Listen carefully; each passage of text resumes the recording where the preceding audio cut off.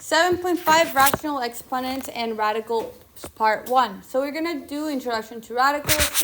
Radicals is that symbol right there that you guys can see. It's also called the square root in different instances. But for purposes right now, we're going to call it a radical. It's the same square root symbol that you guys have seen. So, square roots of a number. If b squared equals a, then b is the square root of a. So what does that mean? For example, let's say b is 3, so we're going to square it. 3 squared is 9, right? But when we take the square root of 9, it's going to equal 3. So these are inverse functions of each other. It's kind of like how adding and subtracting cancel each other out.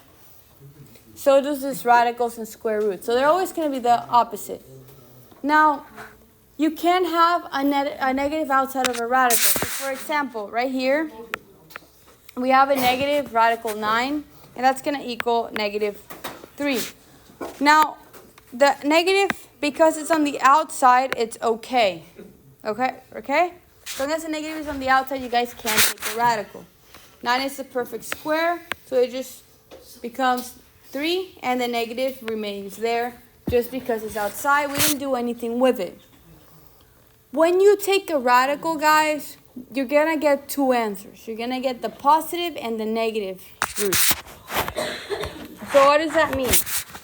If we take right here, radical of 9, we're going to get the positive answer, 3, and the negative answer, 3. Why can't I do both? Because 3 times 3 is going to give us 9. But so is negative 3 times negative 3. It's also going to give us 9. So there are two answers when it comes to taking a radical. The positive and the negative answer. And if we take the radical of 9, it comes back to either positive or negative 3. Because two of those make it positive 9. So radical expressions.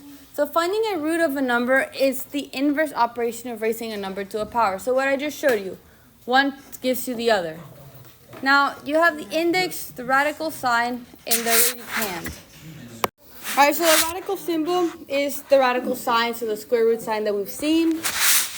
The expression under the radical is called the radicand, and the index defines the root taken.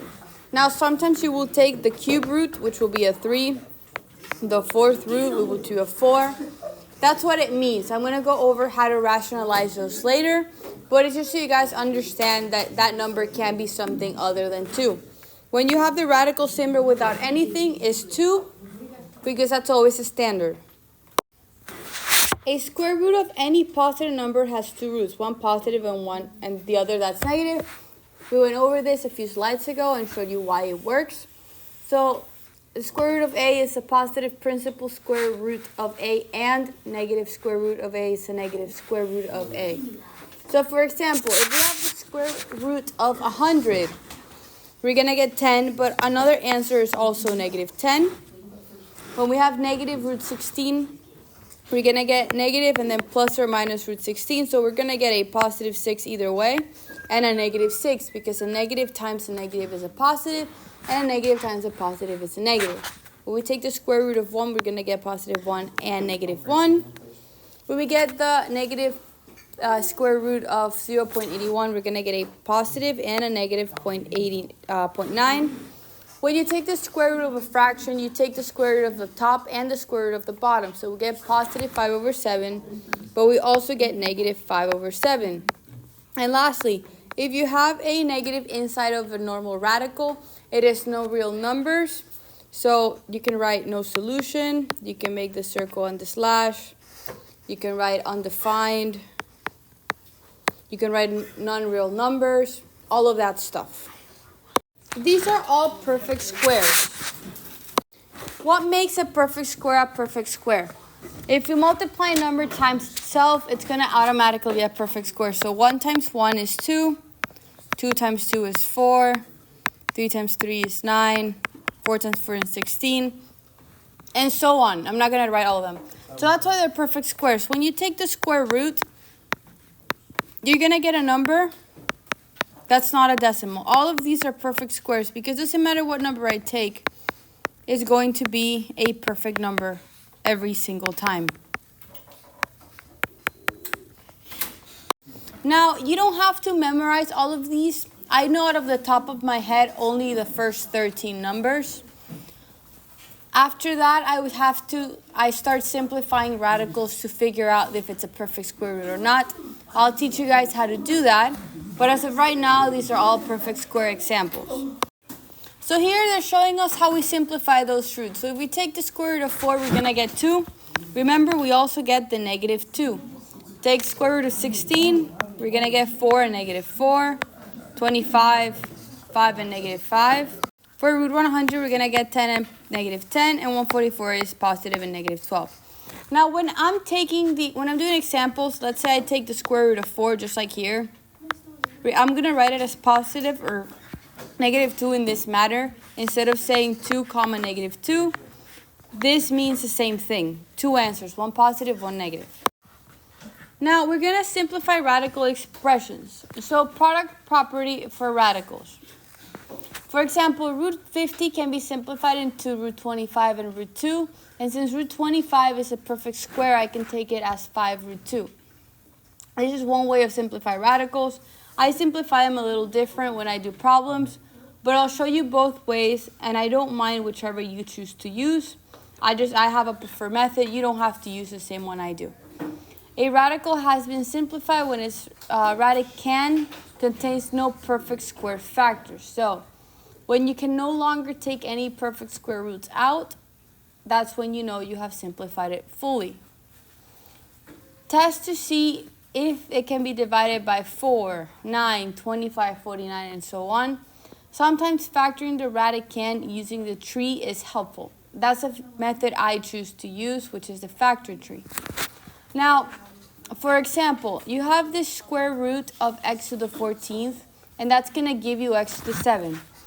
If you guys remember, this can be written as 14 over 2 as the radical, right? This is a different way of writing it. We went over it last section. Because I can do that, I can actually simplify the exponent into x to the 7th power. That's why this becomes x to the 7th. Now, I'm going to work with you guys doing both ways for these radicals. Choose whichever you prefer. The following page, I'm going to give you a few minutes, and then we'll go from there. So, root 8, right, can be factored into a perfect radical 4 and a radical 2, right? So, I can say this becomes 2 times root 2. So, this is 2 root 2. This is one way of doing it. The way I usually do it is I grab the root 8 and I separate it. So, 2, 4, 2, and 2. It's the same thing. I need 2 2's to make a radical 4, so I can take out a 2 and I keep a root 2 in there. So this stays under the square root. You can choose whichever method you prefer. It's going to give you the same answer. I prefer to take out prime numbers, but you can take them out as a radical. It makes it easier sometimes it doesn't. It's really up to whatever you prefer. All right, so I'm going to go ahead and erase these.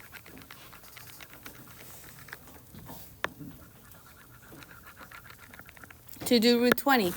Now I'm going to do it both ways. The first way, I'm going to do it the way I prefer. So I'm going to get 2 and 10, 2 and 5. So I can take the 2's out and I'll get 2 root 5. Now if you prefer with the radicals, I can take out a root 4 and a root 5 because 5 times 4 is 20. And this root 4 is 2, so I'm going to get the same thing of 2 root 5. All right, so I'm going to go ahead and erase these two. All right, so we have root 32. I'm going to go ahead and do it the way I prefer first and then the other.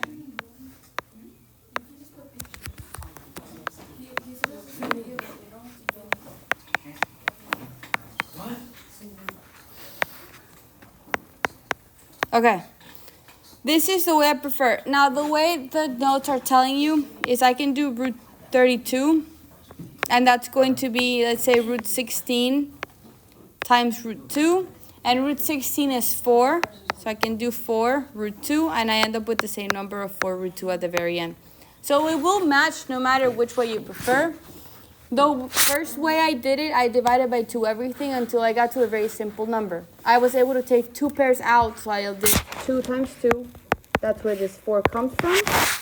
And then this other 2 is left under the radical.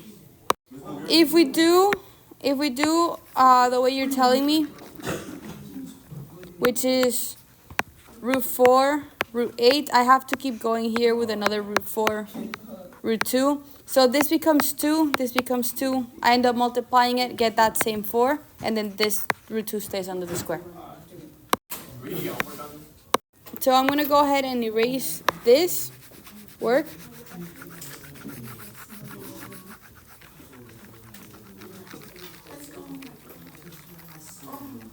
So root 75. Now 75, honestly, the only number I can think of dividing is probably 5 because it makes it easier. So that's going to be 15, and I can do a 5 again, and 3. Now, because I have 2 5s, this is the method I usually do. I can take it out, so I'll get a 5 root 3. But the other way is, if you're able to tell that this 25 times root 3 simplifies to root 75, 25 is a perfect square, so you do end up with 5 root 3 at the very end. I just personally did not know 25 and 3 made 75 out of the top of my head. So that's why I do it. I prefer the top way because I did go dividing as I go along. So I'll erase, and now we'll start with root 40. Now again, I don't mind which way you use. Just use whichever you prefer. Now for root 40, I can take out, I like taking 2s because they're prime numbers. So I'll do 2 and 20, 2 and 10, and 2 and 5. Now I can take 2 pairs of 2 out, but this is not they're not a pair, so I will multiply them back to become 10. So I'll be left with 2 root 10. And if you take this out, I can take root 4 and root 10. 4 becomes 2, and there's nothing that's perfect under the square root for 10 in order for me to simplify it. So I'll still get 2 root 10 at the very end. So root 48. I can separate it into 2, 24, 2, 12, 2 and 6, and 2 and 3. Now, because I have 2 pairs, this is going to multiply together, 2 times 2, so I'm going to get 4 root 3. If you guys are able to do with the perfect square roots, you can tell that root 48 is going to separate into root 16 times root 3, so it's still going to become 4 root 3. But because most of us don't know how to do that out of the top of our heads, and because we're not using a calculator, that's why I prefer the other way. It just separates it into steps. So now we're going to do root 80. So I can do 50. I will do 5 and 10. And this breaks into 5 and 2. We have 2 5s, so it'll be 5 root 2. I know you can separate this, let's say, into 2, 25, and then 5 and 5. It does not matter, as you still have the pairs at the bottom. Sorry, that is the answer for the third one, not the second. I read the wrong number. But it wouldn't matter either way. I'll go ahead and do root 80 right now. So you just have to find the pairs? So, root 80. So you can do 2 and 40, 2 and 20, 2 and 10, 2 and 5. So I have 2 pairs of 2, so it's going to become 2 times 2. So it's going to be 4 root 5. Now, if you guys are awesome at math, you can realize that this is root 16 times root 5, and the 16 turns into 4 times root 5. Now I'm going to go ahead and erase this. And start with 125. Now for 125, I'll start with 5. So it's going to be 5 and 25. This is 5 and 5. We only have 2 pairs of 5, so it's actually just going to end up being 5 root 5. And again, if you know that this is root 25 times root 5, we're able to say that root 25 becomes 5 root 5 because it simplifies to 5. All right, so for this last problem, I'm going to get 450.